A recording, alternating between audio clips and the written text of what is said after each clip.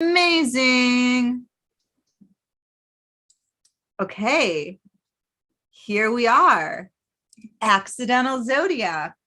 I'm CV Henriette of Art of the Zodiac, astrologer. Okay, here we are. Accidental Zodiac. I'm CV Henriette of Art of the Zodiac, astrologer. Hey, here we are. Accidental Zodiac. I'm CV Henriette of Art of the Zodiac. What is happening? Astrologer. Mercury Retrograde. Accidental Zodiac. I'm CV Henriette of Art of the Zodiac. Astrologer. Mercury Retrograde. Oh my God. If we keep talking, it'll just keep repeating in a loop forever and ever and ever and ever and ever and ever and ever and ever and ever. I think I figured out what's happening.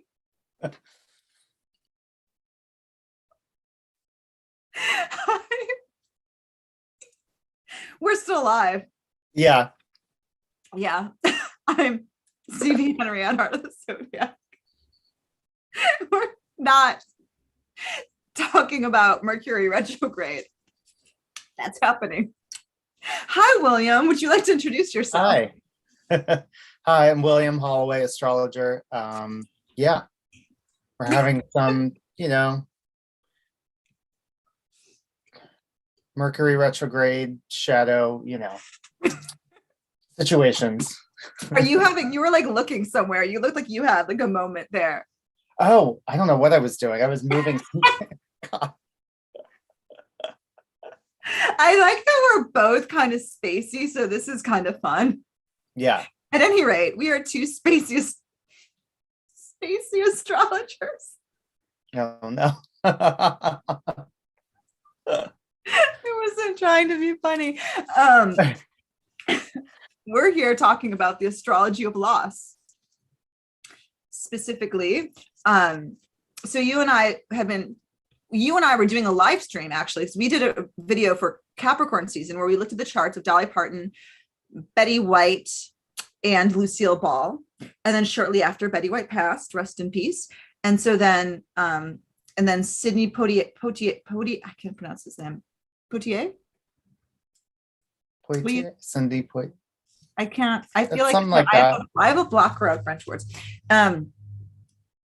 Wonderful actor. He passed too. And then, of course, Bob Sagat died. So we started looking at these charts. We had been talking about death charts. I don't know if that's a proper word. Can you hear me? Did I lose you for a minute? I'm rambling with this monologue. You're all kinds of pieces. Oh, okay. Am I back now? Now you're back.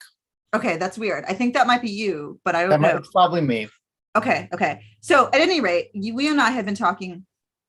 We had been looking at charts of people who had passed, comparing their birth chart to the chart of the day of their passing. And we just started. It was interesting because this is something that's not original to us, but thinking about for a while, I think both of us had been thinking about the role that maybe the benefics play in people's deaths, right? Specifically Jupiter, but also Venus, and then also maybe not a benefic, but Mercury as well. And so I thought it was really interesting that all three, and now, of course, today, Ronnie Spector just passed away this evening. All of these deaths happened just as Jupiter went into Pisces, right? So we have this really big Jupiter, and then also as Venus is retrograde. So today we will be talking about just the astrology of loss in general, but specifically we'll be looking at it through three charts. Betty White's, Sidney, whose name I cannot pronounce. Sidney Poitier. Poitier? I think so. It looks like I'm have a fear of mispronouncing people's names. And Bob Sagat. Which I feel like I can't say his name without cringing. Just everyone knows my feelings. Yeah. So we'll be looking at those three charts, but I think we wanted to start off with just a general conversation about the astrological weather as of late in general. Yeah. So maybe I'll let you sort of take over. Yeah, well, some of the big things, that are happening are the obviously still Venus retrograde, which we just we just passed the halfway point. So we're slowly coming on the other side of that.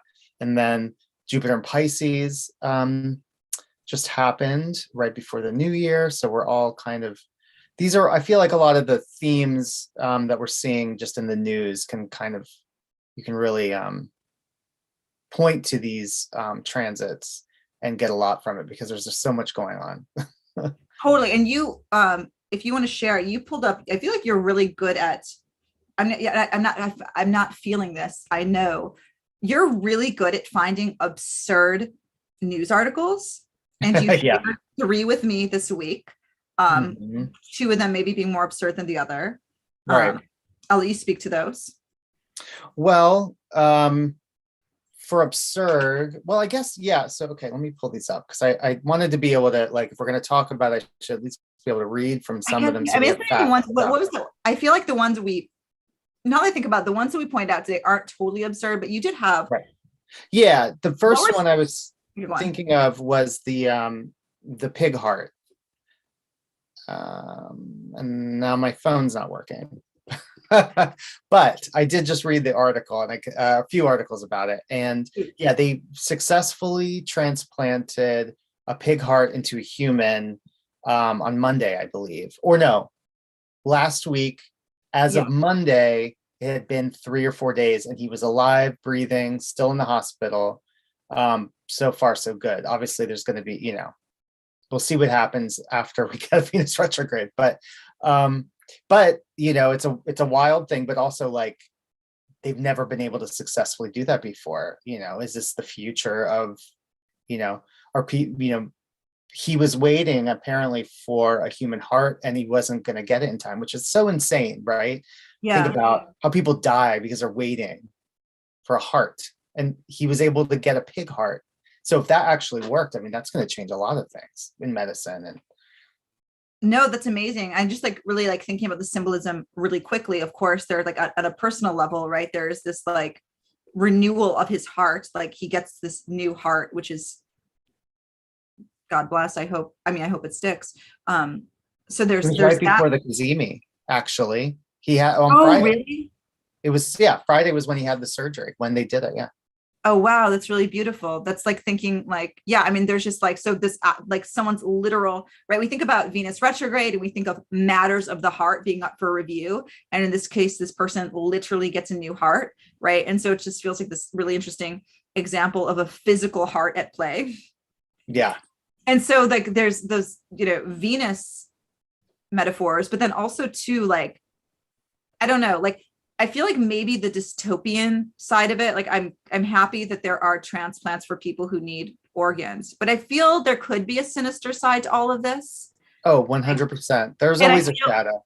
And I feel that's a little Jupiter in Pisces with that whole, it's really beautiful and really great. Yeah. But this could maybe possibly be a little sinister. I think you're the one and this is kind of blends the transits together. I think you were talking about, did you describe Jupiter and Pisces as being a little sinister, or the sinister side to it? Yeah, it makes me think of I don't know, Wizard of Oz, or it's almost too much of a good thing, or it's something that's really saturated, right? No barriers, no boundaries, and we can't always, that's not going to work all the time. It's going to be great and feel good for many scenarios, but it's not going to be helpful in a lot of areas where it needs to be, especially with Neptune there, right? I think that's my brain, my brain hurts. I think that's the real dystopian aspect coming into play. Yeah. Wow, this is great. We're going to have a world where people are going to have organs whenever they need them. But I feel like somehow that could go wrong. Right. I mean, how long? We don't know what living with a pig heart. I'm not a doctor, so I have no idea. I don't know what it'd be like to live with a pig heart. A person with a pig heart doesn't know what it's like to live with a pig heart until they've lived with a pig heart for however long you live with a pig heart. And I just imagine this really sad scenario where maybe pig hearts are superior. So you have rich people hoarding pigs, and just these farms full of pigs being, grown for their organs.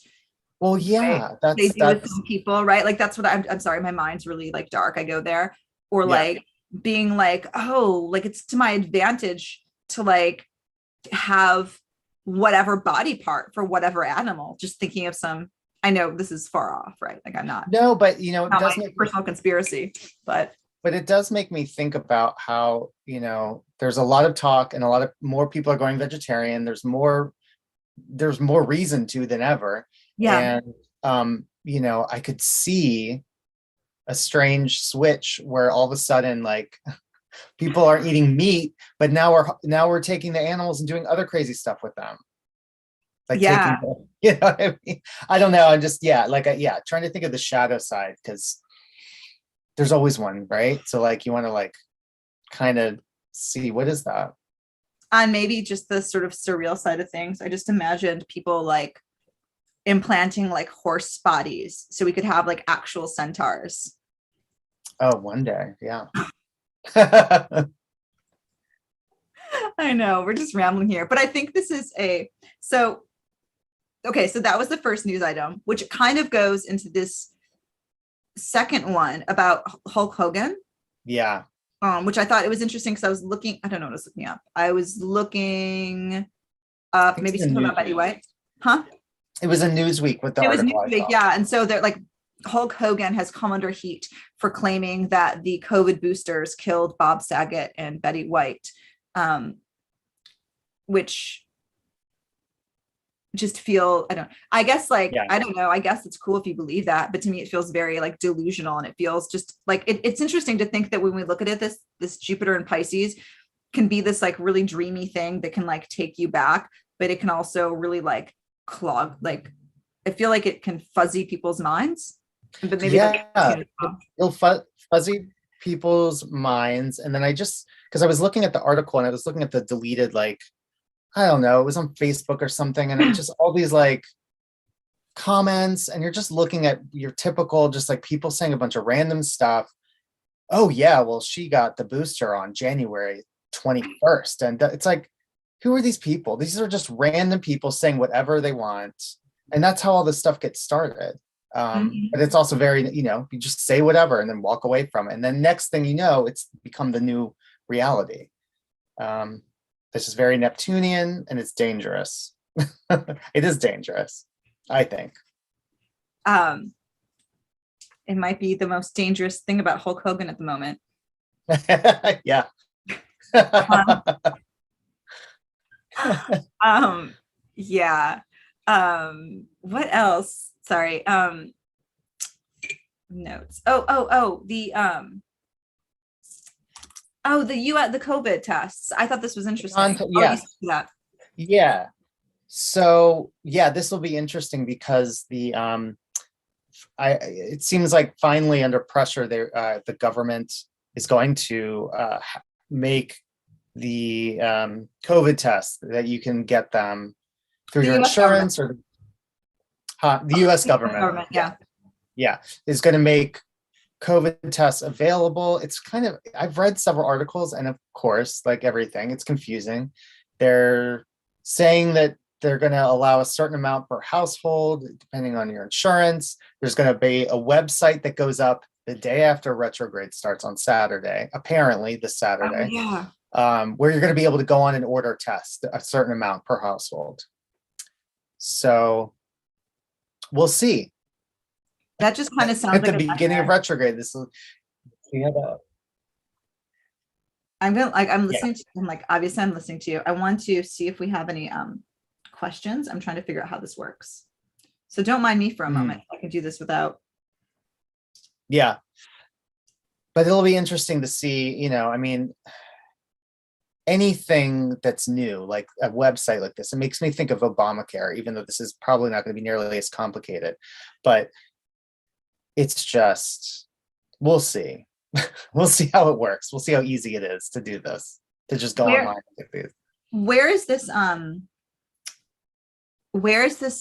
you have the Sibley chart pulled up. Where is this Yeah. retrograde happening in the US chart? Let's see. Let me pull it up.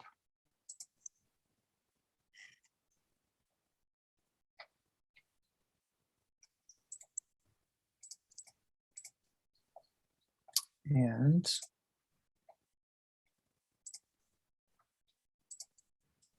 okay.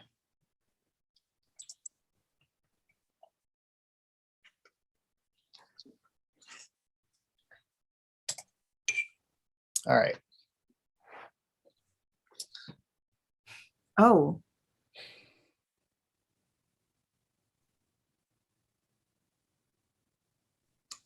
Okay, so this would be the second house. You know, it's funny, everyone keeps talking about the Pluto return like it hasn't started already. Like, we're in it. Like, we're in it. Mm-hmm. We've been in it. Oh, yeah. It's just coming to its height. Yeah. Exactly. It's interesting that so Venus in this chart is, so the Venus retrograde, right, in the second house of resources, finances, sixth house of health. I'm trying to think in a mundane, what would I know it's a little different, what the associations of the sixth house would be, besides that. And the 11th house, the people, right? So, yeah, I mean, I'm curious. Yeah, I'm curious to see. I feel like this is just going to be like a nightmare of like suddenly like not enough tests, like the website doesn't work. Yeah, I mean, we've already been, you know, I mean, I was trying to run errands earlier. It's like everywhere, there's signs everywhere that they're out of tests everywhere. And they've been, I mean, this has been the thing. This has been the problem. This is why they're even creating this to begin with. But we'll see. Because you're on the East Coast. Because I know my partner's on the East Coast, and like it's super hard to get, like, I feel like it's more difficult to get vaccines there, boosters there. I feel like there's longer lines in these more densely populated areas. I had to make my booster appointment 2 hours away. That was the only way I could get it. I had to go 2 hours, drive 2 hours. Wait, really? I mean, I was visiting my mother for Christmas, so I made that all work together, and it was right around the corner from where she lived. But yeah, that's how I had to do it. Oh, sure. But I'm saying, wow, like it's interesting how different it is from state to state, because I'm in Detroit where things are, I think, pretty plentiful. And also I think there might be issues with getting people to, actually, I don't know the statistics as of recently, so I can't speak to that. But yeah, it's interesting how diverse things are. Yeah, and I mean, I think that's also part of the confusion, is that it's different in every state, in every city. Mm-hmm. So the answer to the problem is different everywhere, or the response, maybe I should say, is different everywhere based on what's happening. I don't know. It's chaos. Sure. It's not the most chaos. It could be a lot worse. Totally. Somehow, but it's a little wild. Oh man. What else? I'm trying to think as we're staring at this. You sent me something. I'm gonna feel like I want to go back. You were sending me some super, like, I feel like all Venus retrograde, you've been sending me some super absurd headlines. Yeah. I'm literally going back on my things to check. Okay, this one, the sergeant, this. Let's see.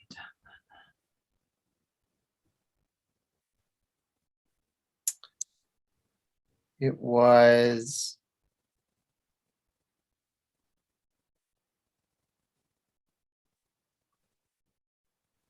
Well. Okay, maybe I'm just bad at this. We should keep talking. As I look.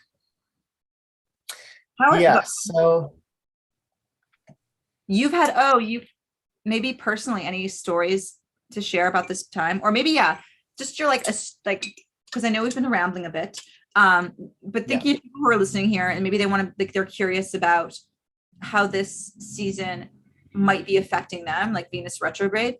Maybe you could speak to general symbolisms of this transit, and maybe some of the ways that shown up with you or your clients. Yeah, I think the two big areas of people's lives I've seen the most affected have been relationships and work. Okay. First, relationships. A lot of people are being. Should we take the chart down? Oh yeah. Okay, listening to you. So, yeah, a lot of people are like they're like running into exes, or they're having difficult discussions with family members or people, their partners, or there's like issues coming up, things that are like from the past that haven't been totally dealt with. You know, a lot of that. And or I'm seeing things with like work related, you know, you're seeing a lot of and then this kind of ties into, this is very like feels almost like Mercury retrograde in a sense when you think about the work part, in that there just seems to be a lot of like disconnect about like a lot of people are finding issues regarding like monetary things, or like their raises or positions that they were hired for, and then it changed, or the start date gets pushed back, or the position they were hired for is now a completely different thing. Renegotiating, like there's like having to redo things, or this is, you know, at work, and it's affecting people. Some of it's just really frustrating, and then other people it's like, you know, like I need to start my new job. You know, that kind of like way. There's a lot of just like no, which is what happens, you know. You're a little shaky. Can you see me? Can you hear me? I can see you. I can see you better now. I'm shaking for a moment. Yeah, I mean, just thinking about general, like Venus, if I'm hearing you correctly, or to build on that, Venus symbolizing, right, our relationship to love, right, but also to money to some extent, like our resources. And so having all of these things, depending on where it falls in your house chart, houses, etc., right, like these are all things that can be up for review right now. Review being the retrograde word. And so, yeah, it feels a lot of people are, they're frustrated about like job, money position situations right now. I've seen like real estate stuff, or like just in general, like relationships going through extra stress. And it's been really difficult. And maybe there's like, someone has a better answer than me, but knowing that Venus is retrograde, Mercury is about to retrograde, Mars is about to just like hop into the mix here. Really, it doesn't, to me, I don't feel anyone's going to get really any clarity. Like the situation's going to come to a crisis, but I don't think like there's going to be any relief until early March. Are you vibing on that with me? Is that? Yeah. It's kind of like, I'm just like personally feeling like there, and I think a lot of people felt this, there was kind of a, and I think I used the word crescendo, like a kind of like leading up to like the Cazimi. Sure. And now being on the other side of it, that I feel like there, for me personally, yeah, yes, it's like knowing and understanding now that there's going to be like a period of time that needs to pass almost before be clarity, and now like kind of being a little bit more aware of that, being okay with it, whereas before it was before all of that. So it's a kind of, oh, I cut out again. Okay, can you see me? Yeah. So I think speaking to this before and after, I think a word you used was clarity, and I feel that the first part of this retrograde was all about being like, the matter was like pushed into our faces, whether it be like that we are presented with, oh shit, I didn't like, what's happening with the job promotion, what's happening with my relationship, we are sort of, or why are all these old people coming into my life? It just felt like this onslaught of subject matter before the Cazimi. And then I think the Cazimi really offered this glimpse of like, oh, this is what's like, if you're listening, this is what this story's about, right? And then it feels like the next part is like, okay, now, as we talked about in our podcast with Spencer, right? Now we've moved into the 3 of coins energy, where suddenly we're like, okay, what is the blueprint for the future?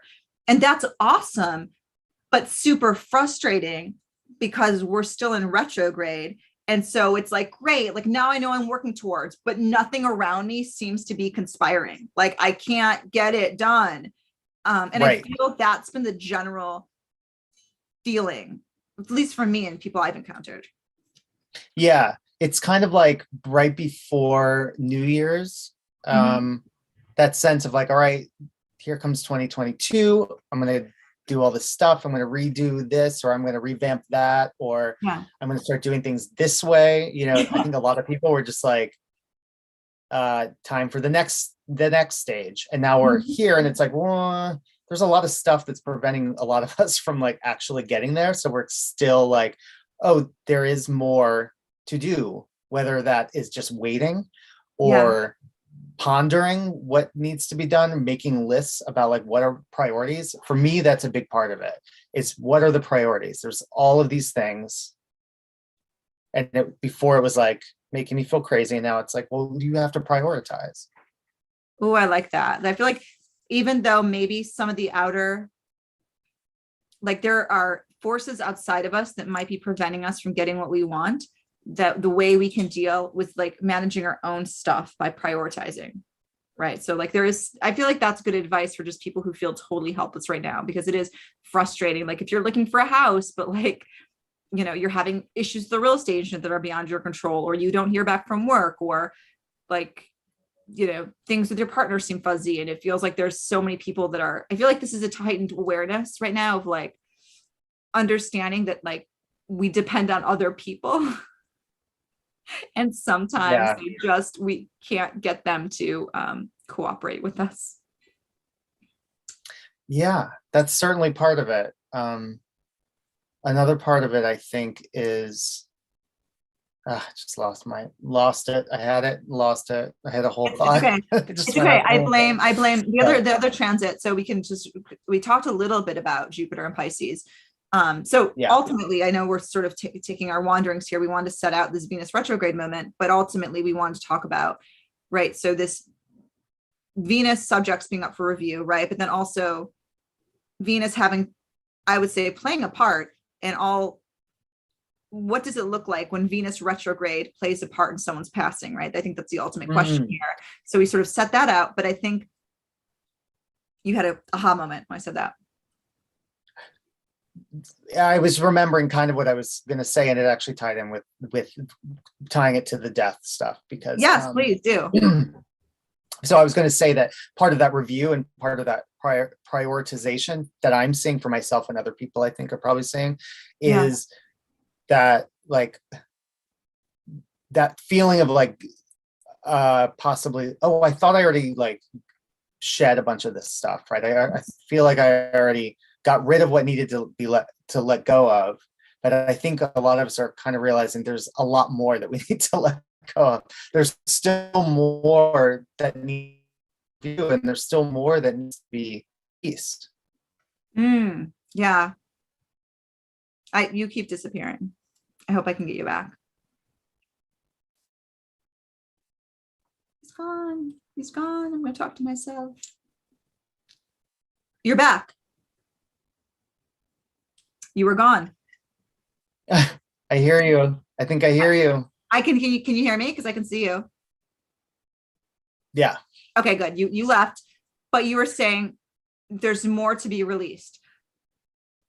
Maybe we talk about the Jupiter stuff in context of the charts, because this makes me think it's interesting. Maybe we want to pull up Betty White's chart, because I was thinking how interesting it is that she passed right before the Cazimi, right? Yeah.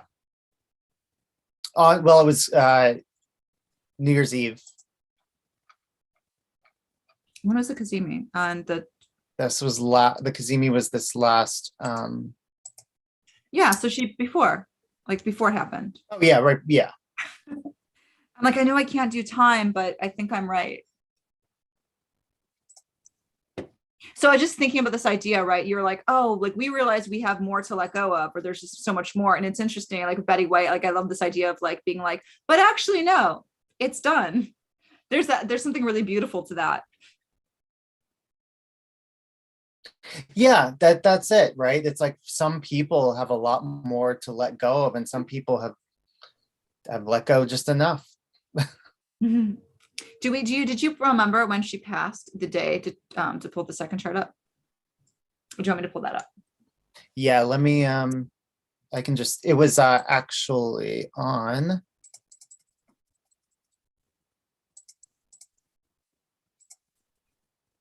Friday the 31st. Because we were doing a live when it was announced. So it was that morning. Yeah. Oh, we were talking Okay. about this. Okay, go on. I'll let you start. Observations here.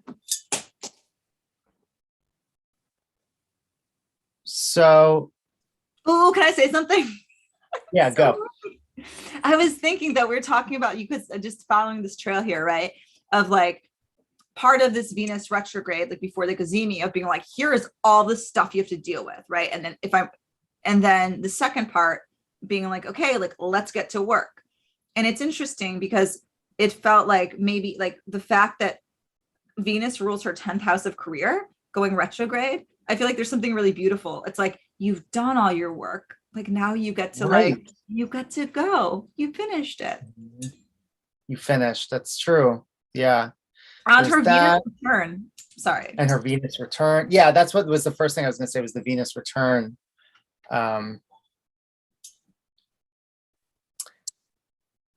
And there's been this well, it makes sense because they've all been famous people that have died. So Mercury's been playing a part in this too, right? Mhm. Like spreading the word.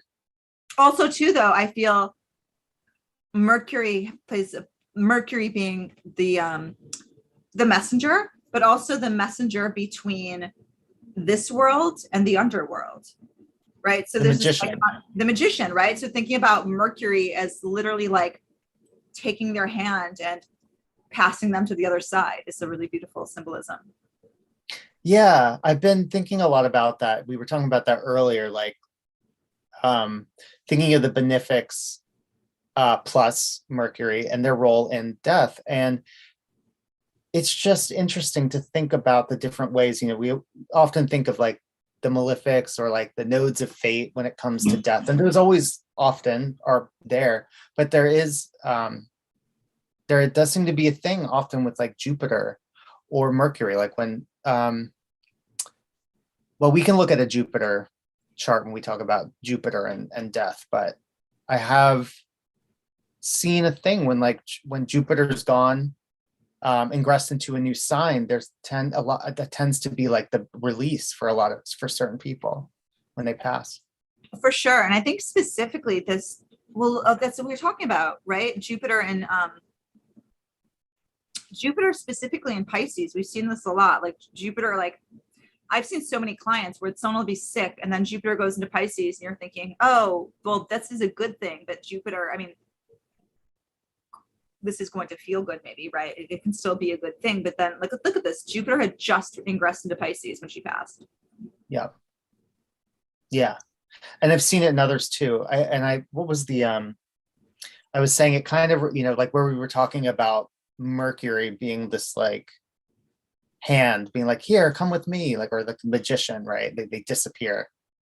Maybe I'm thinking of it like the ghost of or maybe not that, like you think of like the different people that take you, like the person that comes, like whatever, the ghost or spirit that comes and takes you to the next realm. And I think of like Jupiter, I imagine this like giant hot air balloon kind of coming by a la Wizard of Oz, and being like, here, come with us, we're off, we're taking you somewhere else, to somewhere bigger and better.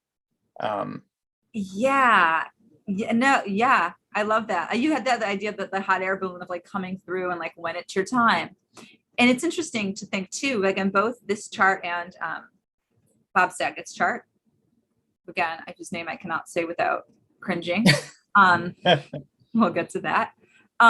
Jupiter's making an opposition to the moon, right? By sign, right? This one, it's not as close, but I think there's something like Right. thinking about like the Jupiter, thinking about the moon being your body to some extent, right? And thinking about Jupiter coming through and releasing you. And especially too, Jupiter's our 8th house of death, right? Yeah. I just pulled up Bob's. Yeah, we could see that happening too. What day was that he passed? Was that last? No. Was it last night or the night before last? Oh, I wrote it down. It's right here. The 9th. All right, the 9th. Right. So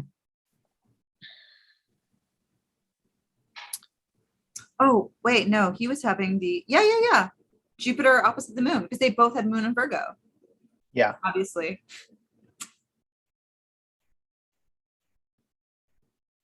Yep. Jupiter opposite the moon. And then, of course, the South Node right on his Saturn. So for clarity, to clarify, should we just go back to Betty White's chart real quick? And Yeah. And you know what? I realized that we're just sort of, this is a rambling conversation, Yeah. which we record, but we should give people the benefit of the doubt if they don't know who Betty White is, as we've already Yes. spent so much time talking about her passing. Like, also shame on you. But William, I will let you describe who Betty White was. Betty White was one of the biggest television icons that we've ever had, because she was there since the very beginning when television was essentially invented. Mm-hmm. She's been on television ever since. And what are, I mean, who doesn't know? Comedian, famous game show host, not host, game show contestant. Yes, she was married to a game show host. Mm-hmm. Isn't it interesting? I feel like how many celebrities are famous game show contestants these days? Oh, you mean like from back in the day or like now? Like now. So Betty White was an actor, producer. But she also, I think there was a time she was always working, but I think was it like in the 60s and 70s where I feel like she was just on game shows. Password. What are some of the other ones? Yeah. Password was a big one. She was on all of them. Yeah. I mean, you just Google or go on YouTube and just Betty White game shows. There's a lot of great clips. And then, of course, she was on the Golden Girls. And yeah, then I think what in the 90s and the 2000s, was it Hot in Cleveland? Was that in 2000? Hot in Cleveland. Yeah, 2000s. Yeah. So, and yeah. Oh, so to summarize, she was an amazing human animal rights activist, which is interesting to think about too, right? We weren't not going to talk at her chart at length, which we did in another podcast, but we could see this 6th house of work and routine, but also small animals, and having her natal sun Venus there. And this is literally someone who never stopped working and also devoted their life to some extent to small animals. Yeah, she actually, I heard a quote recently where she said something along the lines of like her real job was taking care of animals and her part-time job was like Hollywood or whatever. Oh, that totally makes sense. Her 6th, yeah. So Jupiter opposite the moon. What else? No, thinking about like Venus retrograde, right? Like this, like how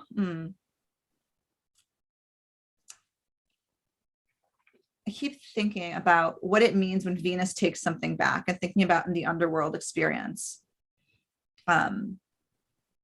I like imagining it as this hot air balloon, which is interesting because Venus retrograde is supposed to be Venus in her underworld journey, right? So when Venus is retrograde, she is said to be convening with the dead, right? And so it's interesting. Like there's go on. I was gonna say like very Plutonian. Mm-hmm. Well, it's interesting because Venus has been and is still in this chart next to Pluto and Mercury. But you were talking a little bit about Pluto earlier and how, which is interesting because she has Pluto hanging, like, it's interesting too.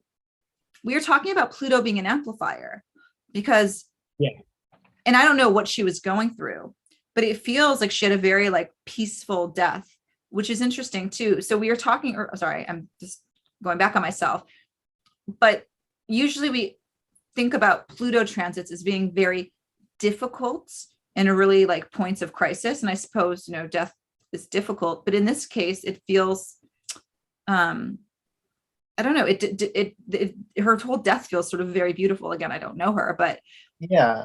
Talk to me about I'm sorry, this is a great time for you to talk about Pluto as an amplifier, because Yeah, I've been thinking about like how sometimes Pluto just puts an exclamation point on something. Yeah. Um, and there's like, we talk about Jupiter like kind of expanding things, but Mhm. Pluto also kind of does that, right? Like kind of blows everything up. So Yeah. they're similar in that way, without however way you think about blowing up. I mean, but It's interesting too to think about like thinking about the matter you're working with, right? And so if there's like some difficult subject matter and Pluto comes in and blows it up, Pluto's kind of like throwing it in your face, like, hey, deal with this. yeah, But Pluto can also, but if there's, I feel like this is sort of a longer conversation, but it feels like Pluto could just maybe bring the matter to a crisis. And sometimes the matter is more difficult than other times. And it feels in this case, Pluto was hanging out, spending time with Venus, and the matters come to a crisis, but it's almost like it's time, if that makes sense. yeah. Well, it sounds like she passed pretty fast. She had a stroke 6 days before she actually died. Okay. And having been with people, elderly people who have passed in that way, where they have it's common to have a stroke and then several strokes, and then you kind of deteriorate over a period of time.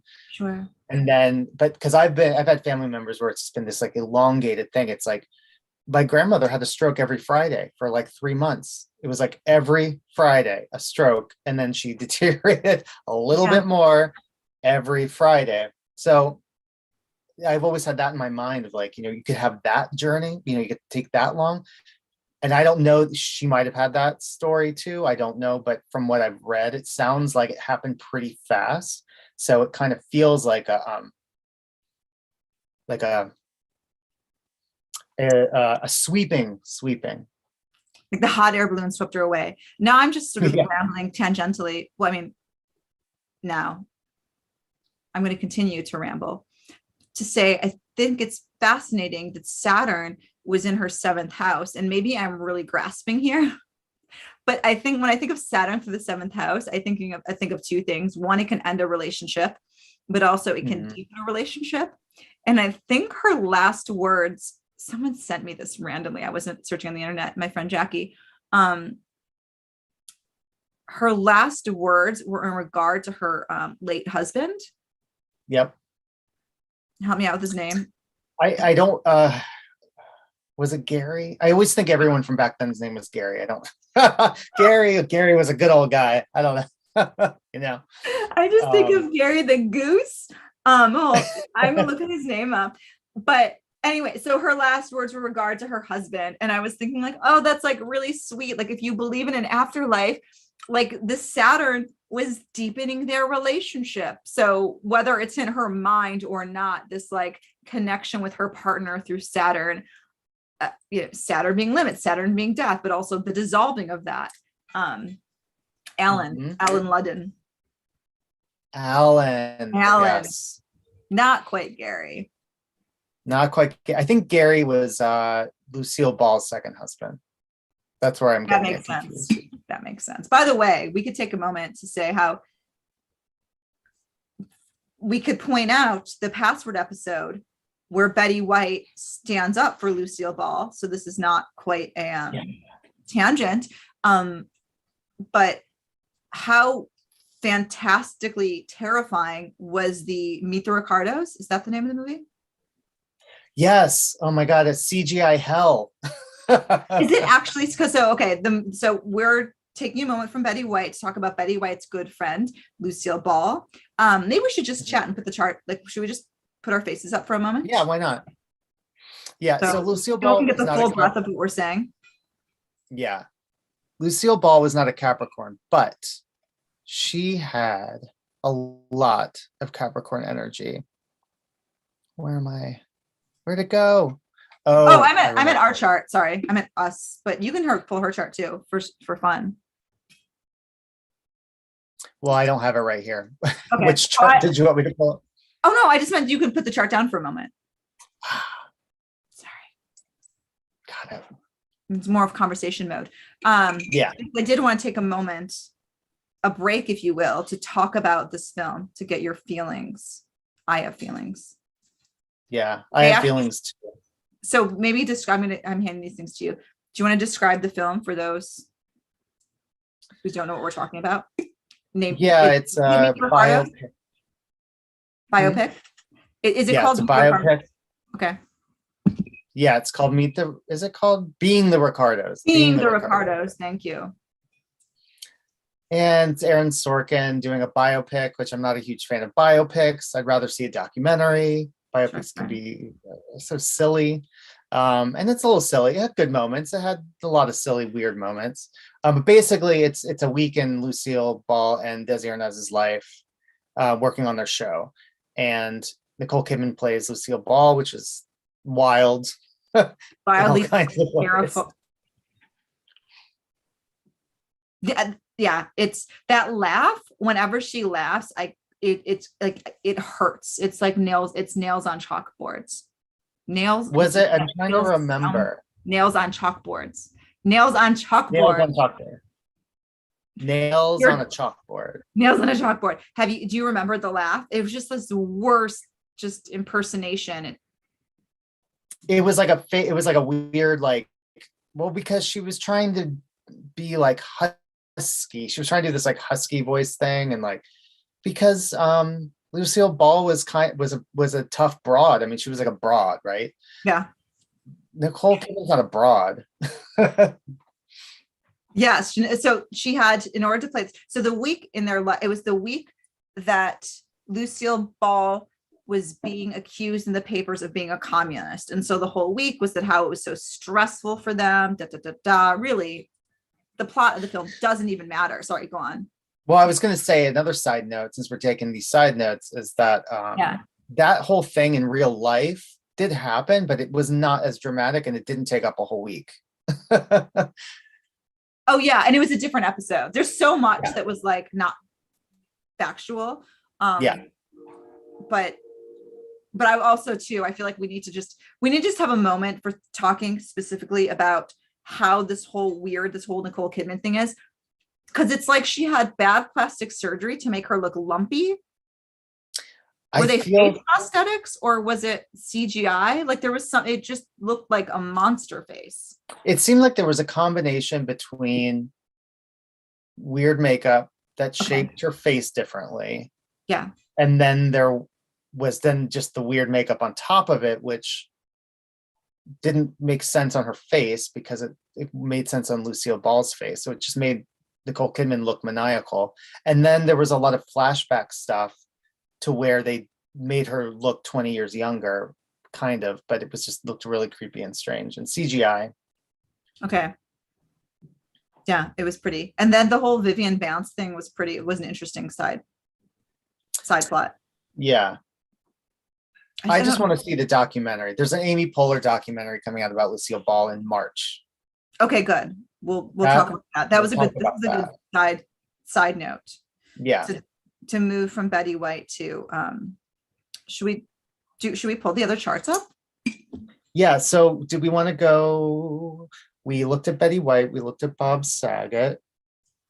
Do you want to look at Sidney? Yes. Let's look at Sidney and then we can wrap up with Bob Saget.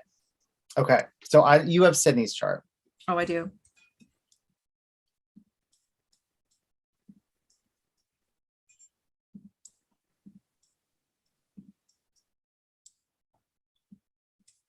Hold on. Poitier. Mm-hmm. Okay. See, look at Moon Jupiter again, but we don't know when. Mm-hmm. We don't know when he passed, like when the moon was specifically. But right. But look at Jupiter. Oh yeah. He was having a Jupiter return in the 6th house. Jupiter on his sun to the degree. Taking him off in that hot air balloon. I want to pull up Like, ooh, I want to grab a book right now.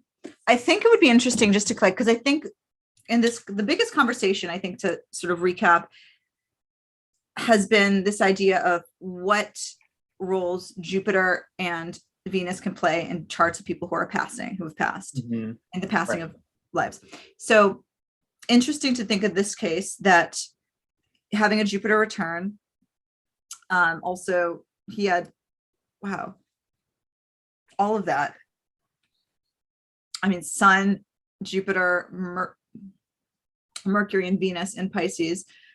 And then Venus was going retrograde in his fourth house of home foundations, but also thinking about, like, again, being taken away with that retrograde. Yeah. I think this might be a good moment just to talk about Jupiter in general. Should we actually just pull up, because so we're not like, should we pull up Bob Saget's chart as well, just, and then just talk in general about, just kind of riff on Jupiter or Venus? Yeah. Okay. Okay. Oh, stop share. While you do that, I'm going to grab a book. Okay. Bob Saget.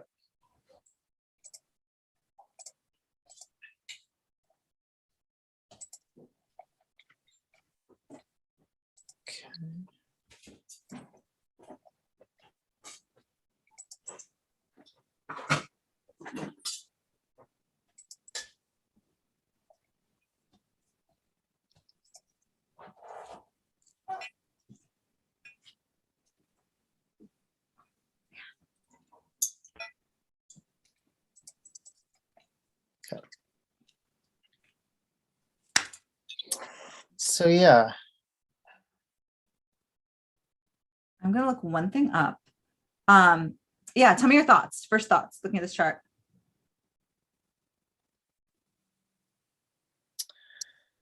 well, oh, also,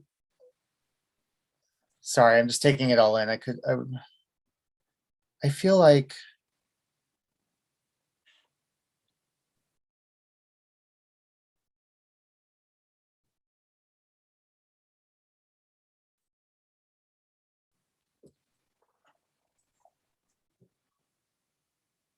oh yeah, and his moon right next to his midheaven.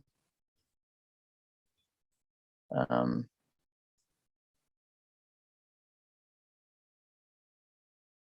Yeah, the moon opposite Jupiter. And we're also thinking too, it's interesting because in this case, the South Node playing, he was having a Saturn return. That was the first, I'm sorry, not Saturn return, a Saturn square, which is the first thing I yeah, thought was like, was wanting to know what happened. He would have just had his second Saturn return, and kind of curious about what would have happened during that time. Because it's interesting too, in 7-year cycles, usually Saturn transits, whether they be return or square, like the 7-year increment, there's always like a yeah, big pivot point in someone's life.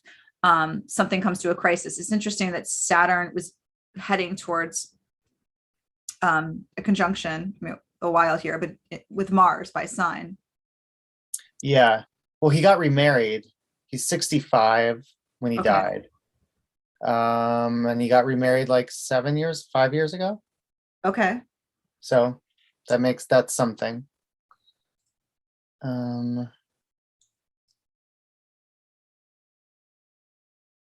But yeah, with the South Node, I know that they're saying that he didn't, there were no drugs in his system, but it does make me think with that South Node right there, that it could also be, because he notoriously had a past, and sometimes the things we do in the past catch up with us later. He could have had an undiagnosed thing. Oh yeah, because and thinking about too, right? Jupiter rules. It's interesting. Jupiter rules our body to some extent, right? So he had Jupiter making this opposition to the moon, but then also the South Node of loss in his first house. So it feels like there was something. I don't know what to say. Does that make sense? I mean, obviously there was something wrong with his body. It was taken away. It died. Right. He was 65. I looked up, it looked like his father lived to almost 90 or something. Like people in his men in his family lived long. So yeah, Okay. it wasn't something like, I've seen people that like the men tend to pass away in their early 60s, and that's like a thing, like it can be hereditary, but it didn't seem to be hereditary for him. So definitely it's going to be something. You don't just die of natural causes at 65. Yeah. And so I guess I'm trying to say this without sounding like more like I'm looking too much into his person, or that I have any sort of moral like statements of like, oh, he had it coming. But it's interesting to think that it almost seems like you're paying a karmic debt, like whether it's good or bad. And maybe it's just his time was done, like his body was like had done its thing. But there's something very clear about it. Feels that's the beauty of astrology, saying like, oh, like it's clear, like things are coming around, and maybe it's time for the hot air balloon to take you away. Yeah. But specifically, sorry, go on. Oh, I was just going to say, yeah, like time to pay. And it could simply be the way he treated his body early in life, and it created something that killed him later. Who knows? I think this is a good time to quote. So Sam Reynolds, talking on the Astrology podcast he was discussing Jupiter as being a matchmaker. And I thought it was interesting to think about in this situation, right? A matchmaker and the fact of what that looks like when Jupiter plays a role in someone's death. Right. May I read the quote to you? Mm-hmm. Okay.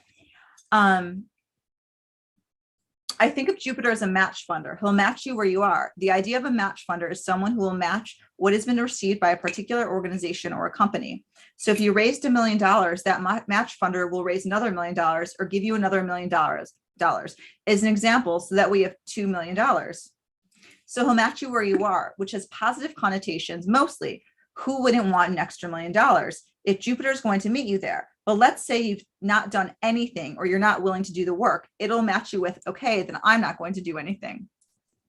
I mean, it's a little different case here, but even just think of this general idea of a match funder of like, okay, like I've lived my life in a certain way, and now Jupiter's coming back to like, to match that, right? Like if you have, or like it's kind of like an eye for an eye karmically almost. Mm-hmm. It's hard to talk about this. It's interesting. Like it's hard to talk about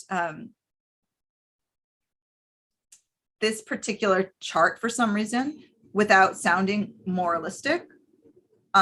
Right. And but also I just want to say that like there's this something you hit on earlier, maybe non sequitur, but Bob Saget was such a creeper. And like when he died, I was like, oh, like, I mean, I don't wish anyone death, of course. I mean, easy passage. I wish everyone an easy passage. But like, I feel like everyone sort of forgot that he like made fun of, like pretended to be a pedophile on like Full House and just did all these inappropriate things. And like comedians are like, oh man, he was pushing boundaries, but not really. And I love that what you said too, is like thinking about too, like sometimes this hot air balloon can like take us away. And it's kind of lovely, right? Like when you have this like Jupiter death transit, I mean, I can't speak to personal experiences, but usually there's something sort of like symbolically beautiful about that. And then thinking about like, as you succinctly put before, like maybe Jupiter took him away before he could get canceled. Like your getaway car. Yeah. Well, I think that was one of the first things I said when we were talking about it. I was like, he never got canceled, did he? And it seemed like, I'm not saying that he ever, I'm not trying to start anything. I don't know. He, I will. Why didn't he get canceled? Ugh. Well, I mean, I don't like, I never followed his stand-up. I had seen some of it, and yeah, it was all pretty gross. It was mostly like jokes about, pedophiles and stuff. And it's just not funny, right?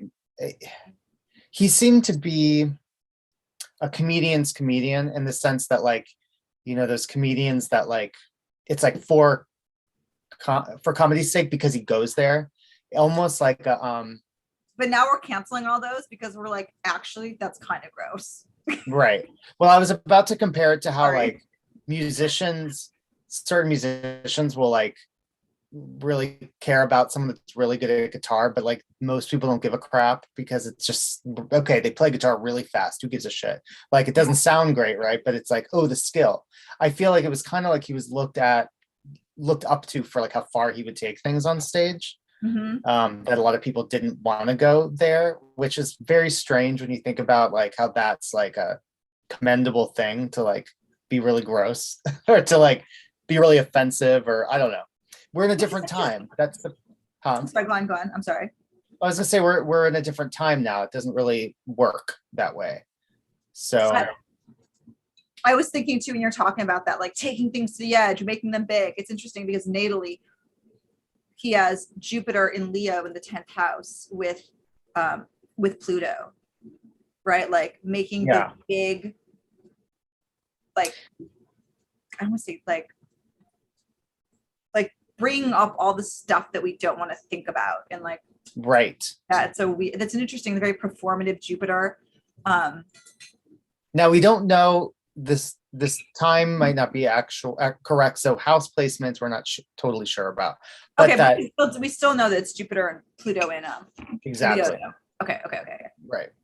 Exactly. Yeah. I mean, right there, it makes me think of like a person that would like take things too far. And then once you said, please stop, they just keep going. And I could see how that really works in the comedy world for a certain period, for an era, right? A certain era. But yeah, interesting. Man, so I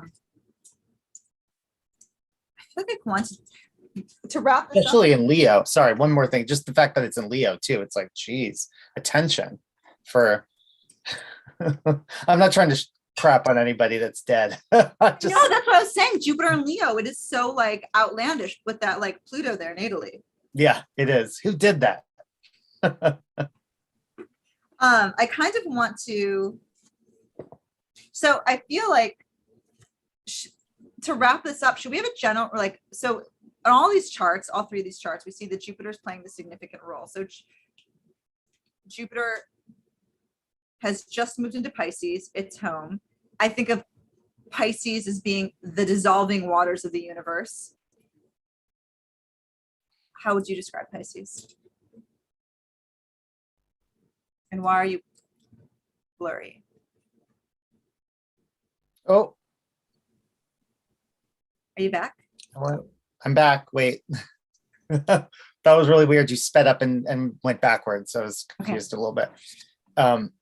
What was the last thing you said? It got real weird. Oh, I guess I was just thinking about specifically Jupiter and Pisces. So this idea that Jupiter's gone to Pisces, and in all these charts, we see it playing a significant role, either I think in all of the cases, in some way or the other, and the moon is involved. Which is interesting, but we definitely see this Jupiter and Pisces is playing a part. So there's the Jupiter and Pisces, there's this like sort of dissolving. And at the same time with all of these deaths, we see Venus being in retrograde, like this idea of like, it's interesting too, because I think this is the beginning of a new Venus star cycle, a Venus star point, I believe. So it's this idea of like Venus ending the cycle and taking back and like almost like gathering her children to the underworld. But I thought it'd be interesting to talk a little bit about the hot air balloon analogy. I was going to read from the archetypal universe. Oh, just to like to muse on Jupiter for a moment. Yeah. And then we could talk about some of the Jupiter significations in death, if that works for you. Yeah. I was going to say that, to put into example what we kind of just covered, but what you just said, with the Jupiter going into Pisces and then the Venus retrograde at the very end, like the people we talked about that we covered, that they're all part of a different era, right? They're an era that's past, that's gone. Betty White did everything she needed to do in this lifetime and then some, right? And she's good to go. Everyone that grew up with Full House was all like America's Dad.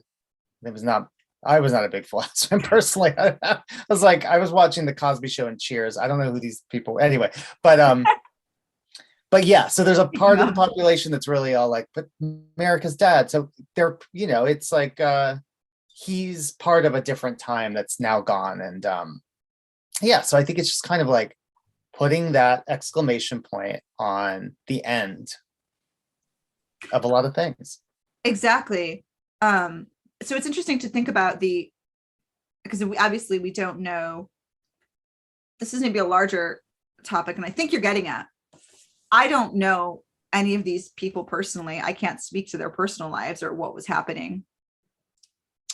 But as a Venus retrograde symbolism, it's interesting to think that if Venus represents at large what we care about, what we love, if you think about like pop culture, these icons being taken away during Venus retrograde, right? I feel like has this rippling effect on fans. Like all of these people are somehow having to deal with their own longing and nostalgia. What was Betty White to me? I used to watch The Golden Girls. Is this over? Sidney Poitier and America's favorite dad or whatever, right? Like we're all sort of mourning our own loss of these symbols.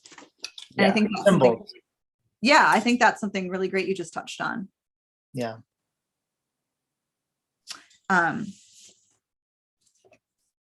Okay. Are you ready to read about Jupiter? Yeah. Sorry to what time it is too. 8:25. Awesome. The Jupiter archetype manifests through our impulses to grow, reach out and expand our range of experience, to embrace wider perspectives, and to integrate ourselves into more inclusive wholes. Study, travel, and deep self-exploration are some of the satisfying ways to meet these needs and broaden our horizons. This archetype also underlies feelings of optimism, joy, and well-being, our sense of adequate resources, and our impulses to generally share with our fellow human beings. Jupiter represents those forces that seek to alleviate, amplify, and make things bigger, leading us to pursue success and accomplishment in whatever areas of life that we consider important. Spiritually, Jupiter suggests our impulses to move closer to or become more like what we consider to be true and right. It is behind our sense of the divine as being better than ourselves, as superior and existing on a higher level, and is having the capacity to uplift, improve, and make us whole, which I read that and I thought about this idea of a hot air balloon uplifting people and taking them away. Yeah. I don't know. Okay. Improve and make us whole. Jupiter's expansive nature seeks to draw our awareness back towards an identification with the larger universe and a more inclusive understanding of our cosmic status within it. Partial or unintegrated contact with Jupiter's expansive energy can also lead to the less salutary traits of arrogance, inflation, and excess.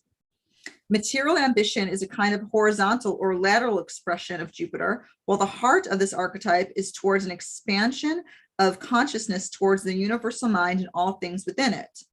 From the transpersonal side, we might suggest that Jupiter represents the capacity of absolute consciousness to add the dimension of size to its creations, unveiling universes of incredible grandeur, complexity, and magnitude. The Jupiterian features of the world have the potential to evoke awe and amazement as we gaze across our sweeping natural landscapes or up at the deep night sky and ponder the vastness of the universe, which cosmologists now suggest may be only one of many. I love that. I love that he used the word sweeping, because that's what you kept saying about Jupiter as well. Yeah. No, I was I saying that about Jupiter or Pluto? No, I'm sorry, Jupiter, both. Okay, yeah. Yeah, I was talking about both because I was talking about how they both, like, I never really thought about them. They both being Pluto and Jupiter. Pluto and Jupiter. Okay. And maybe that's something we can explore in a different video, because I want to look more into it. But there are certain things that don't get talked about as much about that they have in common. And there's the sweeping quality, I think, is one. And the amplifying of things is another. But yeah. Yeah. It's interesting to think too.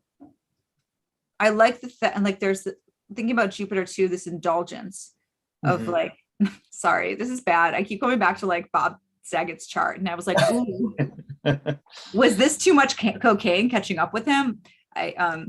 maybe. Because I mean, wasn't it Tom Petty died a few years ago, and they were basically chalked it up. I might have this all wrong. Yeah. So no quote, but because I didn't look it up earlier, but I want to say that it was something like just years of, he was sober then, I believe, but when he Yeah. finally passed, but it was just so many years of, putting his body through it that finally caught up with him, even though he had been sober for a long time. So I'm not saying that's what happened, but looking at Bob Saget's chart, I could see that being definitely a thing. Any final thoughts?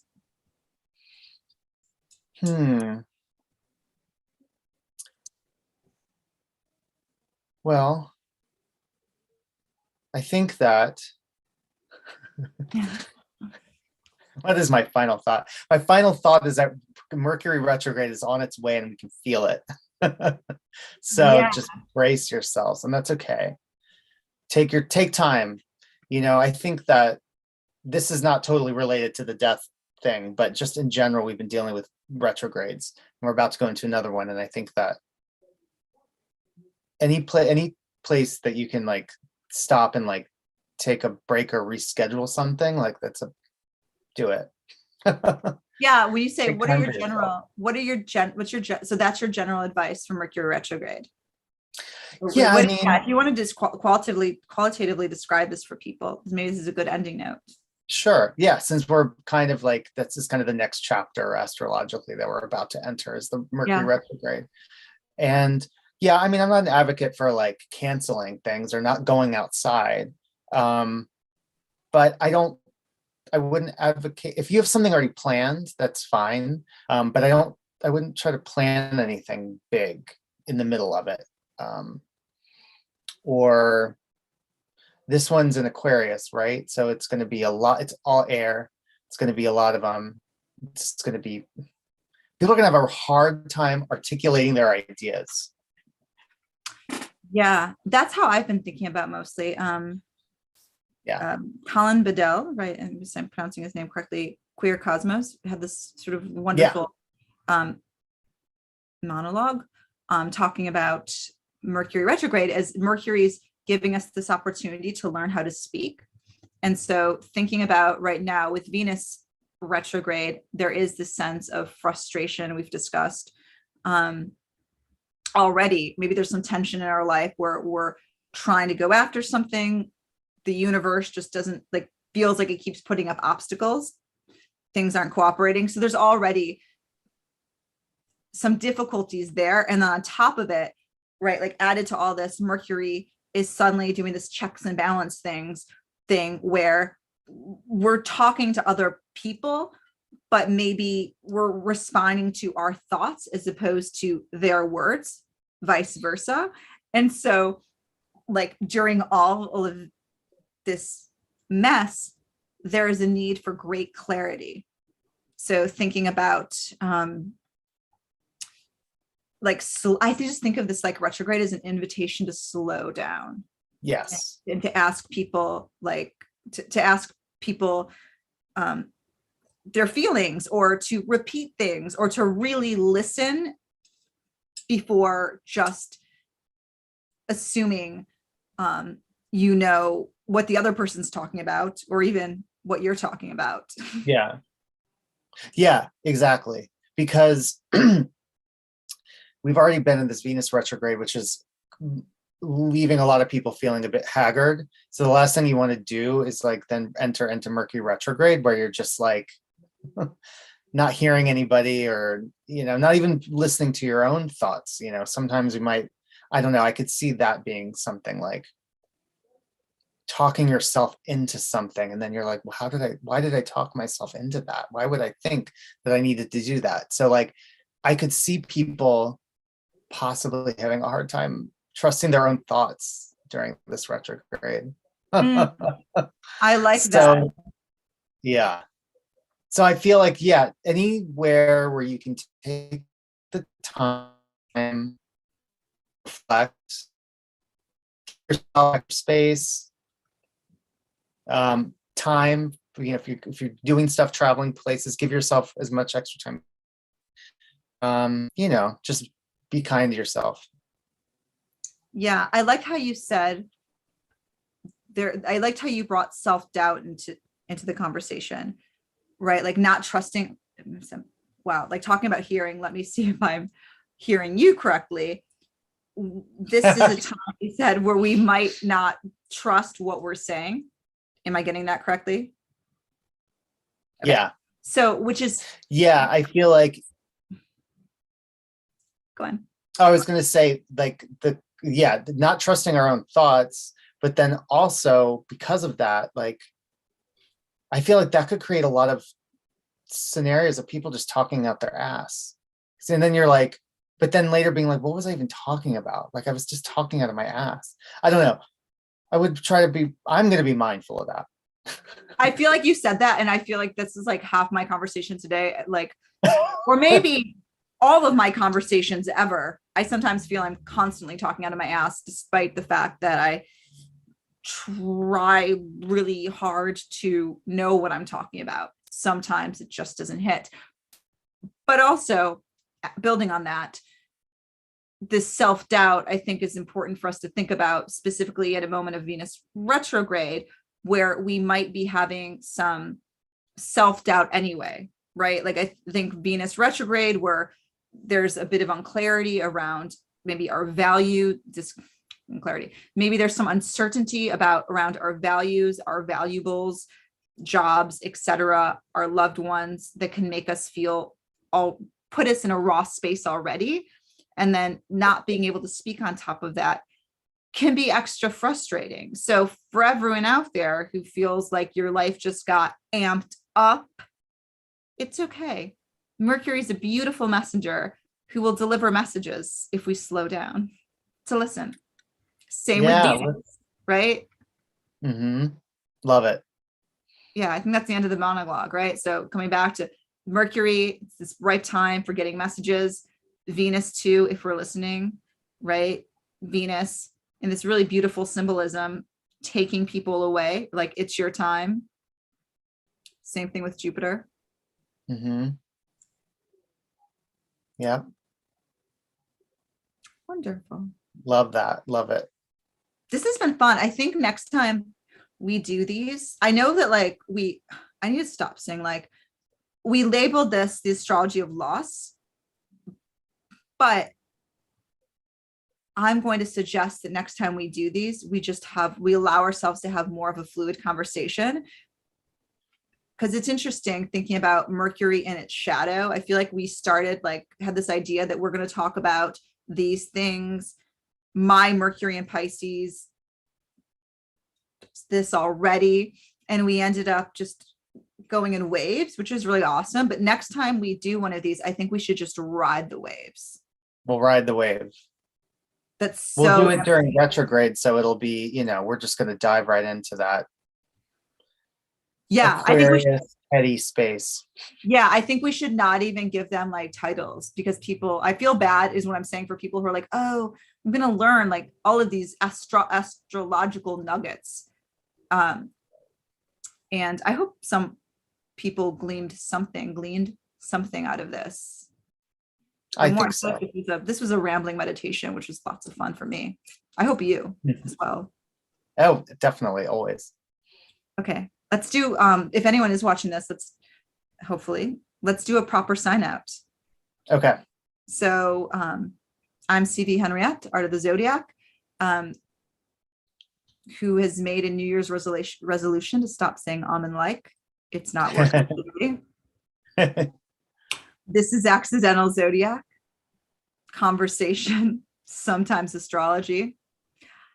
I'm an astrology reader, astrologer.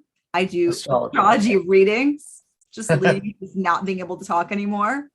Also, tarot, reach out to me.